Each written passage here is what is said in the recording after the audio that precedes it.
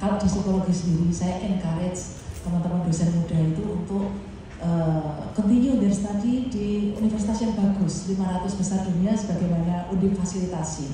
Jadi kalau dulu saya nggak ada yang memfasilitasi beasiswa ya, Prof. Hirman, saya nyari beasiswa sendiri ya kan, kemudian bahasa Inggris belajar IELTS gagal 4 kali ya.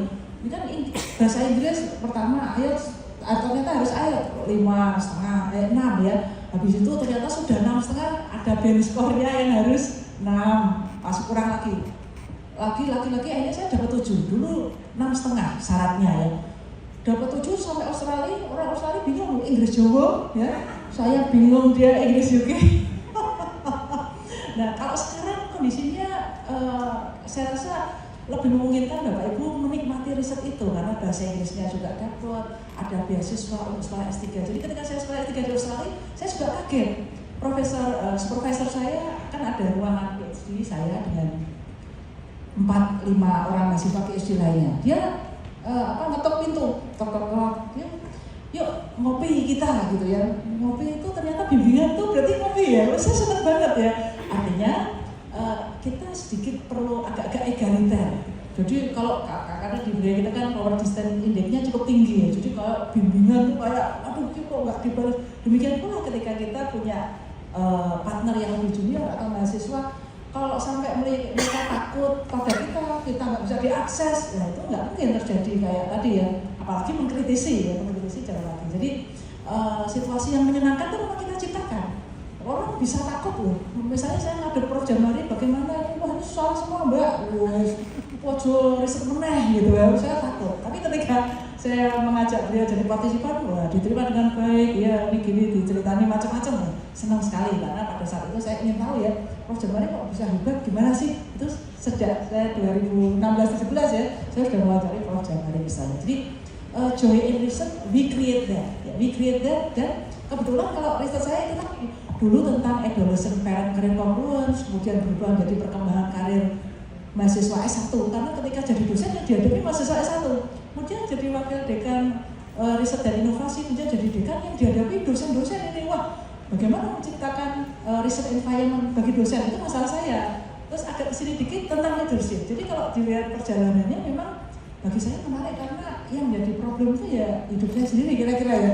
Wah ini kok gini kenapa ya? Jadi ada hal yang saya ingin tahu banget ini gimana leadership aspiration. Kalau cari pemimpin di psikologi terutama harus laki-laki susah, ini cuma 10% ya, harus ibu-ibu. Nah bagaimana mengencourage ibu-ibu ini? Nah itu masalah bagi saya, is a problem and I'm curious ya to know that ya, karena gimana caranya nih ya untuk mendorong orang-orang. Kata Pak Rektor tadi susah ya mendorong orang, tapi Undip sekarang saya rasa sudah hebat banget.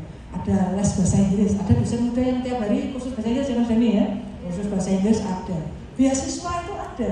Jadi kalau bahasa Inggris nggak bisa, mau studi di 500 dunia nggak mau ya, cita-cita untuk ranking itu agak susah. Jadi kita encourage everyone, kamu posting kesenanganmu agar menjadi role model orang lain. Jadi kita posting itu sesuatu yang kita suka, Prof. Jamari. Bukan yang saya mikir kalau saya mau posting sesuatu, Prof. Jamari suka, enggak.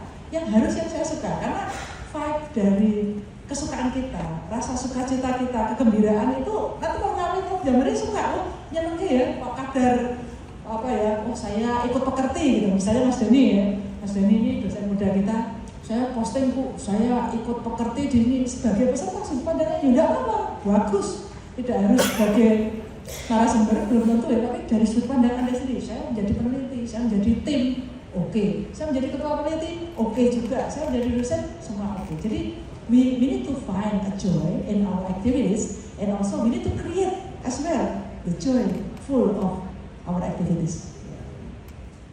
Itu saya dari bidang sosial juga ya. Riset-riset itu datang dari problem yang saya rasakan, saya amati ya dalam kehidupan sehari-hari. Kemudian saya memvalidasi itu di dalam literatur dan ternyata itu masalah bukan cuma saya ternyata ya. Komunitas yang lebih luas ada masalah. Ketika saya melakukan riset adolescent parent career congruence kepada siswa SMA, kemudian kepada mahasiswa, banyak di antara mereka ternyata ada masalah banyak ya, karena di psikologi itu juga ada kayak mata kuliah pengembangan diri dan karir di semester pertama, dan masalah itu muncul juga ternyata. Nah itu bagaimana solving problem. Ketika di literatur ada juga, berarti itu masalah juga. Terus ketika saya melakukan riset tentang first generation college student, jadi mahasiswa yang dimana dia merupakan generasi pertama yang kuliah.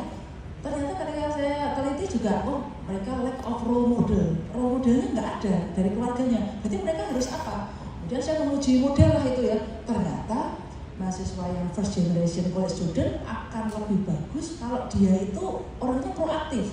Ya, mungkin tidak bisa mendapatkan role model dari orang tuanya. Apakah itu salah? Tidak, orang keadaannya memang begitu. Apa kita mau nangis? Ya enggak. Tapi begitu orang tua dan keluarganya tidak bisa jadi role model, dia harus aktif mencari role model. Itu dari siapa? Oh, dari alumni, dari kakak kelas, dari dosennya, ya kan? Bapak Ibu sebagai dosen menjadi role modelnya. Misalnya seperti itu. Jadi problem saya adalah karena areanya adalah career and education. Nah itu hal-hal yang terkait dengan masalah saya validasi dengan literatur review, dan saya baru menemukan ketika saya berkomunikasi dengan ahli lain, oh ternyata masalah ini ada, kemudian saya share itu, sehingga solving problem ini start dari my own problem, and then validate from the literature, and then saya baru memahami bahwa oh masalah itu dialami komunitas juga, dan itu semakin memotivasi ya, oh ternyata problem ini bisa untuk kita share.